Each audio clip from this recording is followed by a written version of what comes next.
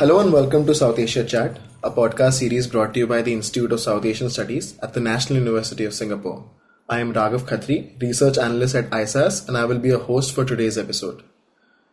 The 2025 Delhi Assembly elections for all 70 constituencies scheduled to be held on the 5th February 2025, and the results will be declared on 8th February. The election is a triangular contest between the Bharatiya Janata Party, the BJP, the Indian National Congress, and the three-time incumbent Aam Aadmi Party. To discuss the complexities and the nuances of this election, we have with us Dr. Neelanjan Sircar. Dr. Neelanjan is an assistant professor at Ahmedabad University. Formerly, he was a senior fellow at the Center for Policy Research in New Delhi and an assistant professor of political science at Ashoka University. His work has focused on party and electoral behavior, welfare delivery, urbanization, as well as environmental and health policy. Welcome, Dr. Neelanjan. Thank you for having me. Okay, let's dive into our questions now. So, Dr. Neelanjan, the Delhi election has been a fascinating battleground of welfare promises and handouts. The BJP, after winning Maharashtra through similar strategies, are now offering everything from payouts to poor women, pregnant women, students, and elderly. The Aam Aadmi Party is countering with its own set of promises, including payment to women voters, support for priests and students. What does this escalating auction of votes tell us about the future of electoral politics in India? And more critically, what are the long-term economic implications? So, this is something, as you mentioned, is not something that we've just been seeing in Delhi. We've actually been seeing it across states. There's some kind of competitive welfareism. The first comment that I would make about this is that some of this is emboldened by technology, right? So, today, chief ministers, prime ministers, other bureaucrats have the capacity essentially to push a button and put money into people's bank accounts, right? And the logic for that money tends to be a small number of social indicators that are typically on our Aadhaar card that can be verified by the government. So it can be gender, it can be caste, some kind of income threshold. Perhaps in other ways in which you interact with the state, is your child going to school, right? These are all the sort of bases upon which welfare is being given. So one variable here is that it has become very, very easy to give money and cash to citizens, and therefore everybody is promising it. And the second element here is that there is an increasing distrust of the ability of government to provide certain kinds of public infrastructure and public goods without corruption.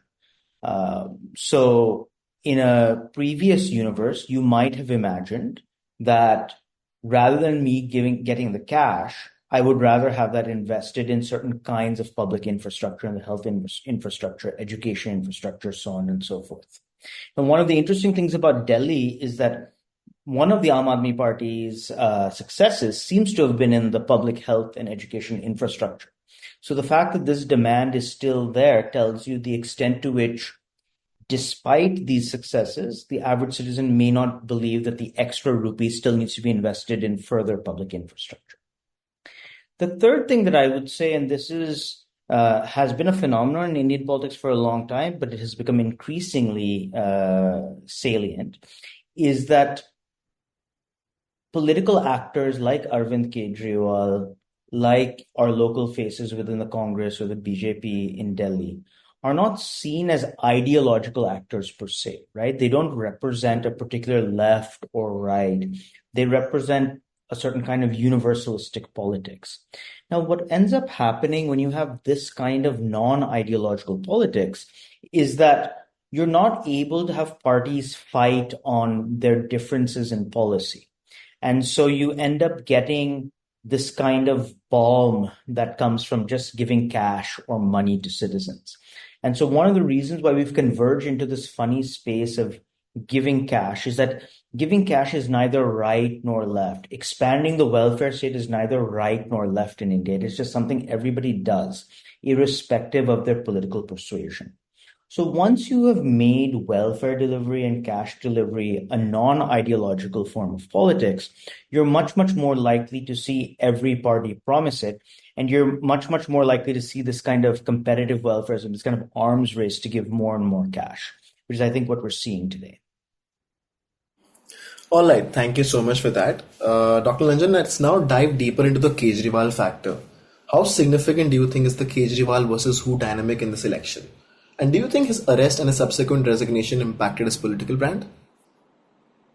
So, a couple of, sort of random thoughts here, right? I mean, obviously, Kejriwal is a larger than life political figure in Delhi, but also across India. I think for those of us who do field work across India, we do see that, Arvind Kejriwal, because of the Delhi model, because of the delivery of public education, public health, because of subsidizing slash giving free electricity and water, we do end up seeing that Kejriwal has a brand of his own. And he's really somebody who is associated with what he has done in Delhi. It is clear that at least at the state or union territory level, neither the BJP nor the Congress can find a leader that is his match in terms of personal branding, political branding, and the ability to persuade masses, right? So the Aam Aadmi Party today is seen largely as a vehicle for Arvind Kejriwal and not much more, despite now actually having, other acting chief ministers and so on and so forth, right? That is not true of the BJP or the Congress. Insofar as the BJP is a vehicle for anybody, it is, Prime Minister Modi, and insofar as the Congress is a vehicle for anybody, it is Rahul Gandhi, right? These are not people who are politicians of Delhi per se. So it certainly is a factor because insofar as personal political attribution matters. I vote for a party because I believe the chief minister will deliver to me. I vote for a party because I have a direct connection with the chief minister. That is a kind of personalization that only the Aam Aadmi Party and Arvind Kejriwal can do in this election. So, certainly it is it matters. And we have seen this kind of personalization of politics at the chief ministerial level matter quite a bit, right? We can think of Mamata Banerjee and the TMC. We can think of, in times past, we can think of Bal Thackeray, we can think of Lalu Prasad Yadav. So we have plenty of examples of this kind of personalization mattering for elections at the state level. The second thing that I would say, and it's a much more complicated question, is how much will the arrest of Arvind Kejriwal in the lead up to the 2024 national election matter this time? The only previous experience we have with this, very recent experience, is a very similar thing that happened in Jharkhand, right? Where standing chief minister, actually, he just stepped down and then was arrested. And it didn't seem to affect the BJP's performance too severely in the national election, right? The BJP still did well in places like Delhi and Jharkhand. But fast forward to the state election that took place just afterwards in Jharkhand, the BJP did not fare as well. And one of the issues was, in fact, what had happened to Prime Minister Soren. So, I think we don't know the extent to which it's going to matter for the Delhi electorate on the whole. What I can say, and the way that I do see it, is that this feeds into the image of Chief Minister Arvind Kejriwal as being a fighter and the Aam Aadmi Party fighting for Delhi. And insofar as the party is successful in spinning it that way, it will be a plus for it electorally. On the other hand, if the BJP is able to use its resources to cast questions on, the level of corruption that has existed in Arvind Kejriwal's government, Arvind Kejriwal has pitched himself as someone who is relatively incorruptible after the India Against Corruption movement. If they're able to sort of make the average citizen question that, then perhaps it can be a plus for the BJP. All that being said, I think that given the way that the election is unfolding, it's not actually going to be a major plus for either party. All right. Now moving on to the voter sentiment. Are we seeing signs of anti-incumbency in Delhi? And how might this affect the election outcome? So I think that we've actually seen some amount of anti-incumbency for the Aam Aadmi Party and Arvind Kejriwal for quite some time actually in Delhi. the question, which is sort of a rephrasing of the question that you've asked me, is to what extent does it actually matter? And let me sort of ask it in this way. When Arvind Kejriwal first came to power, obviously on the back of the India Against Corruption movement, it was seen as being obviously a wave of support, but support that was actually very significantly drawn from middle class, upper middle class concerns. After Arvind Kejriwal came to power, partially on the backs of what he's done in terms of subsidizing electricity and water, partially on the back of what has happened, the work that has happened in public education and public health in Delhi, and partially, due to just the way in which Aam Aadmi Party and Arvind Kejriwal has been branded, you have seen a push towards the poorer populations, what we call the Purvanchali voters as well, those who have come from Uttar Pradesh and Bihar, some of the poorer migrant populations or just poorer populations that are more in the periphery of Delhi, right? You've seen a more significant level of success and a shift in the Aam Aadmi Party's base towards some of these populations. So the reason why I say, to what extent does it matter? Our imagination is that these are the populations that are growing the fastest in Delhi, that tend to have the highest number of votes. And most importantly, they tend to be much more energetic and ebullient, right? So they're able to sort of get out the vote, they're able to mobilize. Increasingly in a place like Delhi, where you have extraordinary levels of inequality, wealth inequality, you have a population that is more well off, that basically privately provides a lot of things that it needs for daily consumption. Even its roads might be controlled by its colony or its RWA. Its electricity might be privately generated. Its water might be privately, provided. Its children might be going to private schools. They might be consuming private hospitals, right? These are populations that have largely opted out of what the state has to give to the citizen. And one way of seeing this is that when you no longer have those attachments to the government, then many other factors, the kinds of anti-incumbency that might be coming into play for Arvind Kejriwal, might matter. But for a very large proportion of the population, which is lower middle class and below in the wealth hierarchy, there are several touch points with the Delhi state. And insofar as Arvind Kejriwal has demonstrated a commitment and an increased commitment to use the state and the state's resources for the benefits of these classes, he tends to be in a strong position. In order for the BJP or even the Congress to be able to make inroads into where the Aam Aadmi Party has been successful, it's going to have to make the argument that on other parameters, let's say safety, perhaps, issues of religion or caste or whatever, it is not meeting the needs of certain lower class or lower middle class voters. Without it, this sort of direct connection that that Arvind Kejriwal seems to have with these classes gives him a huge voter bloc upon which to base his levels of support. Thank you, Dr. Neelanjan, for a comprehensive explanation. Dr. Neelanjan, the BJP has done very well in the Delhi Lok Sabha elections, but has struggled in the assembly posts. What is behind this dichotomy, and how do you think that the BJP will perform this time around? See, one of the interesting things about the BJP is that its state election vote shares, even before Aam Aadmi Party came on the scene in a big way, have been relatively similar, so 30 to 40% bracket, right? In its national elections, the BJP has been getting 50% plus, right? Particularly since Prime Minister Modi came on the scene.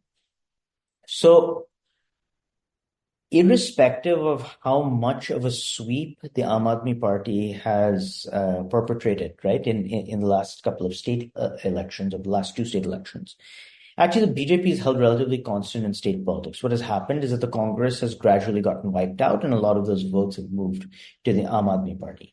And that extra population that was voting for the BJP in national elections is, of course, that 10 percentage point, 15 percentage point gap that you're seeing between state and national vote shares for the BJP. That's also accruing to the Aam Aadmi Party. Now, There are at least two or three key phenomena that we've been seeing for a while, not just in Delhi, but around the country, which can help explain this disjuncture. First, a double-digit difference in vote share percentage for the BJP between national and state elections is actually becoming quite common, and this is happening in a number of states.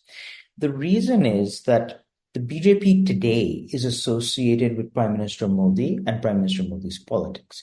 It is largely a national politics, right? It is not engaged in local, state level issues. So these are not a situation where like a regional party is able to consolidate its regional support and win also a national vote.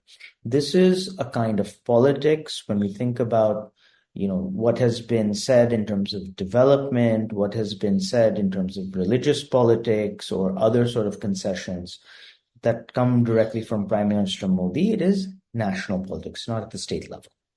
What that does is it creates a disjuncture between welfare politics, the politics of benefits giving at the state level and at the national level. So it could be that I trust Prime Minister Modi to deliver certain kinds of benefits that I associate with the center, like gas cylinders, for instance, like water taps, right? But I could also simultaneously believe that Chief Minister Arvind Kejriwal is best poised to give me water, electricity, healthcare. And so this kind of division of labor almost between chief ministers and what the prime minister is doing, who is giving what, allows voters to actually vote what we think of as split tickets, right? I vote for the BJP in national elections, but in state elections, I trust that Arvind Kejriwal is more likely to do.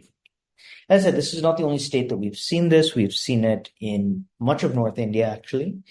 We've also seen it in a state like West Bengal.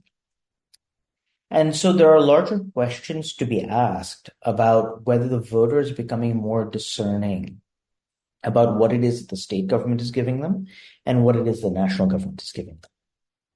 And if that's the case, perhaps a more wily voter is able to extract more benefits from the system as a whole, but B, you're able to get this kind of large disjuncture between national politics and state politics. All right. Thank you so much for explaining that. Dr. Neelanjan, how do you see the local and civic issues influencing the election results? This has always been a very tough question for me, and I think for almost every political scientist. So there are two things that are very specific to Delhi, which make this very hard to answer. First is that you do actually have multiple levels of government which are controlling different parts of Delhi, right? Of course, you have a municipal government, right? You have MCD, but then you have the central government controlling the central part of the city under NDMC, right? You have certain powers which are accruing to the state or union territory government, right? Arvind Kejriwal's government. You have other powers like law and order, which are accruing to the national government. But then you also have an arena that is really a fight between the two. And there's a question about what the lieutenant governor is able to do in Delhi. Now, the reason why I bring up this sort of mess is that first, it is very different than almost any other state election setting that we're used to seeing, right? Where at least these sets of issues are more clear, right? We know who to blame or who to reward for law and order, education, so on and so forth.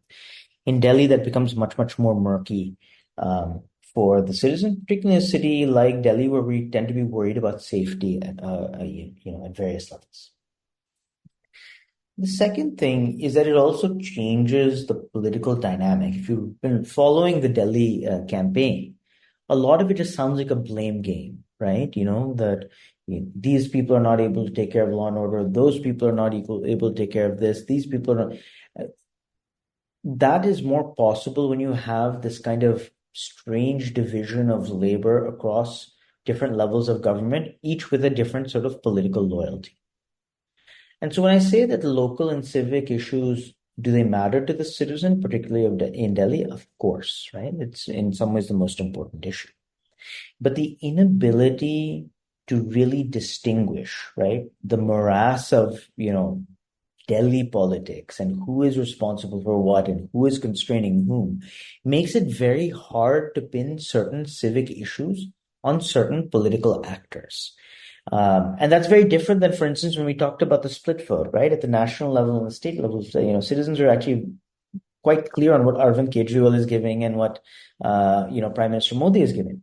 But I think that sort of lack of coherence is what also prevents this from becoming a major issue as such in state elections, or a bigger issue than it currently is in state elections. One place where we saw this dynamic a little bit actually is in the COVID blame game, right? We know that Delhi in the second wave of COVID had a particularly disastrous outcome with oxygen tanks, oxygen running out in various hospitals and so on and so forth.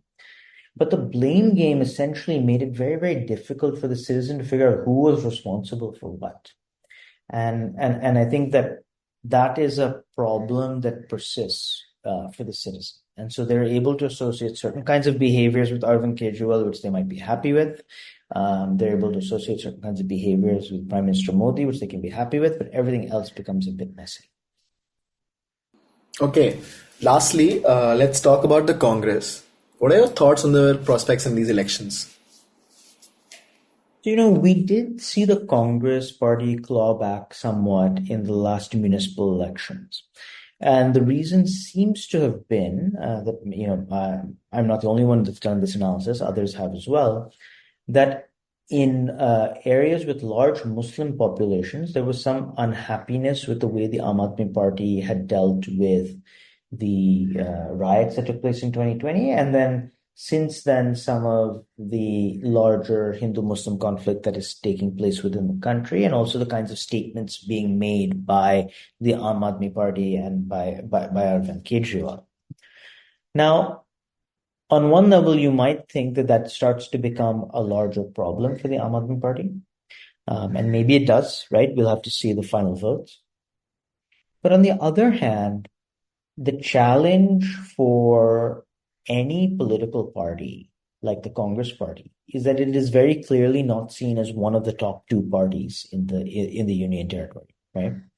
And what political scientists call Duvergerian outcomes, right? So the fact that in a polity you tend to converge towards two top parties, and everybody else tends to strategically choose between one of those two top parties.